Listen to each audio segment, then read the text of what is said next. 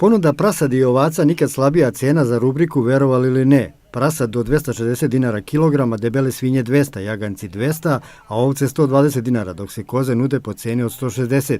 Prodaja je slaba, a tragajući za cenom pečenja dobili smo informaciju da se kreće od 1000 do 1500 dinara. I u prošli petak tako bilo ovde. Prasetina 240, a jagetna 220. Ja ne mogu da shvatim šta je. Mnogi ljudi smatraju da je lepše meso, ali jako je u pitanju koliko je god bolja jagnjetna od prasetne, toliko je bolja jaretina od jagnjetine.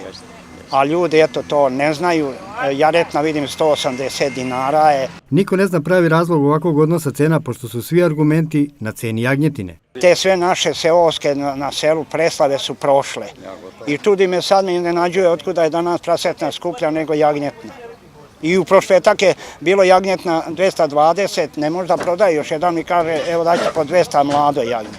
Ako bi na trpezi teletinu, cena je 3 evra po kilogramu.